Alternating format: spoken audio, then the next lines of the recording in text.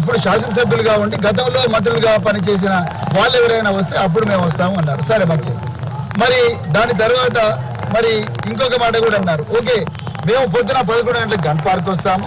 ఆ gun park మీ హరీష్ రావు లేకపోతే కేటీఆర్ వీళ్ళు వస్తే మేము రెడీగా ఉన్నామన్నారు. సో అది అయిపోయింది. అది కాకపోతే ఏమన్నారు, ఒకవేళ హరీష్ రావు గారు వస్తే మేము సోమాజ్ కూడా ప్రెస్ క్లబ్ కూడా రావడం సిద్ధమే అన్నారు. అంత బాగుంది.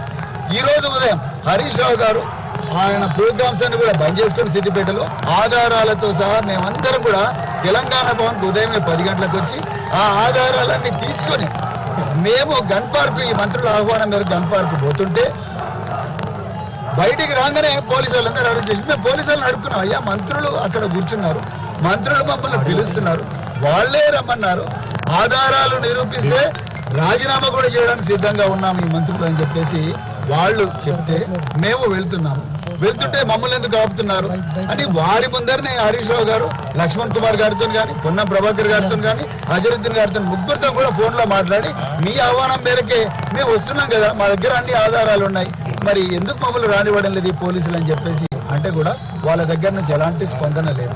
మేము ఇప్పటికి కూడా చెప్తున్నాం. మమ్మల్ని కంచన్ బాగ్ పోలీస్ స్టేషన్కి తీసుకొచ్చారు. కంచన్ బాగ్ పోలీస్ స్టేషన్లో మేము ఉన్నాము. మీరు కూడా మాకు కేవలం 10 కిలోమీటర్ల దూరంలోనే ఉన్నారు గన్ పార్క్ దగ్గర. మీరు గన్ పార్క్ దగ్గర నిలబడి ముట్టి చేతులతోని డ్రామాలు చేసే బదులు మీ దగ్గర ఏమైనా ఆధారాలు ఉంటే మేమందరం ఇక్కడే ఉన్నాము, ఆ ఆధారాలు తీసుకొని కంచన్ బాగ్ స్టేషన్కి రండి. మేము ఎక్కడికి పోము.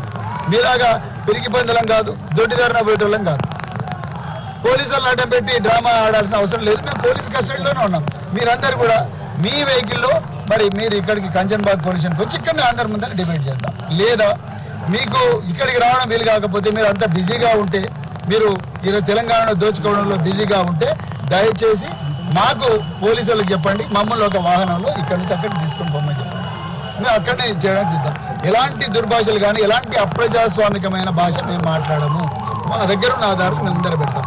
మీరు ఏ విధంగా ఒకప్పుడు చిన్న చిన్న కాంట్రాక్టర్లను డిపిసిల ద్వారా ఏ విధంగా ఎంకరేజ్ చేసి తెలంగాణ ప్రజలకు నాణ్యమైన వస్తువులు, తెలంగాణ విద్యార్థులకు నాణ్యమైన వస్తువులు కేసీఆర్ గారు హామీ ఇచ్చారు. ఈ రోజు దాన్ని ఉల్లంఘించి ప్రాజెక్టు మానిటరింగ్ యూనిట్ అని చెప్పేసి సంక్షేమ శాఖల మంత్రులను కాదని రేవంత్ రెడ్డి గారే సొంతంగా ఒక జీవో నెంబర్ 17 తయారు చేసుకుని పొన్నం ప్రభాకర్ గారికి ఫైల్ పోలేదు, అదేవిధంగా ట్రైబల్ వెల్ఫేర్ సెక్రటరీకి పోలేదు, బీసీ వెల్ఫేర్ సెక్రటరీకి పోలేదు, మైనారిటీ సెక్రటరీకి పోలేదు. డైరెక్ట్ గా ముఖ్యమంత్రి చీకటి జీవో ఒకటి తయారు చేసుకొని ఆయన అనుంగాని చెవులు అయితే ఉన్నారో వాళ్ళందరికీ, ముఖ్యంగా గుజరాత్ లో ఉండే మఫత్లాలు, బాంబేలో ఉండే సేట్లు, ఢిల్లీలో ఉండే సేట్లకు ఈ తెలంగాణ ప్రజలకు రావాల్సిన ఆస్తిని అంతా కూడా వాళ్ళకు దారాదత్తం చేశారు. మా దగ్గర ఆధారాలు ఉన్నాయి. మీరే ఓపెన్ గా జీవోలు ఇచ్చారు.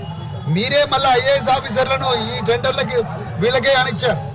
ఇలా లిడ్ క్యాప్ మాదిగలు మరి ఇతర చర్మకారుల కోసం తయారు చేసింది లెదర్ కార్పొరేషన్. ఆ లెదర్ కార్పొరేషన్ లో మఫత్లాల్కి ఏం పని? ఇదే మేము ప్రశ్నిస్తున్నాం. సన్నకారు చిన్న కుటీర పరిశ్రమల వాళ్ళు ఎవరైతే ఉన్నారో వాళ్లకు కాంట్రాక్ట్లు ఇవ్వమని గతంలో కేసీఆర్ ప్రభుత్వం ఇచ్చింది జీవోలు. ఆ జీవోలను మీరు ఎందుకు ఉల్లంఘిస్తున్నారు? అవే మేము అడుగుతా ఉన్నాం. అదేవిధంగా మీరు అన్ని కాంట్రాక్టులు ఒకటే దగ్గరికి తీసుకొచ్చి తెలంగాణ బిడ్డలు ఎవరు కూడా ఈ కాంట్రాక్టుల్లో పార్టిసిపేట్ చేయకుండా తెలంగాణ బిడ్డలందరూ కూడా రోడ్డు మీద అడుక్కునే విధంగా మీరు ప్రాజెక్టు మానిటరింగ్ యూనిట్ ఎందుకు పెట్టిండ్రు? మీరు చేవెళ్లలో ఎస్సీ ఎస్టీలకు 30% ఇస్తామన్నారు. అదేవిధంగా కామారెడ్డిలో బీసీలకు 40% కాంట్రాక్టులు ఇస్తామన్నారు. మరి మీ ప్రాజెక్టు మానిటరింగ్ యూనిట్ లో ఈ వర్గాలకు ఎందుకు జీవోలు ఇవ్వలేదు? ఈ వర్గాలకు ఎందుకు కోటా ఇవ్వలేదు? ఏమేమి అడుగుతా ఉన్నాం. దీని మీద మా దగ్గర స్పష్టమైన ఆధారాలు ఉన్నాయి. అవన్నీ కూడా మాకు ఆధారాలు చూపించామని మీరు ఎక్కడికి రమ్మంటే అక్కడికి వచ్చినాం కదా. మరి మీరు ఎందుకు మమ్మల్ని అరెస్ట్ చేశారు? ఇప్పుడు కూడా చెప్తున్నాం, మేము ఇక్కడే ఉంటాం. మీరు ఇక్కడ రాత్రి ఉంచుకుంటే రాత్రి కూడా ఉంటాం. మీరు పొద్దున ఉండమంటే ఉంటాం, ఈ పోలీస్ స్టేషన్లో ఉంటాం. కానీ మీరు ఇక్కడికి రావాలి, నిజాలు తెలంగాణ ప్రజలకు చెప్పాలి. ఇట్లా అరెస్టులతో మాత్రం మమ్మల్ని మా గొంతు నొక్కితే ఎవ్వరు ఊరుకునే వాళ్ళు లేరు. ఇదే మేము చెప్పాలనుకున్నాం. జై తెలంగాణ.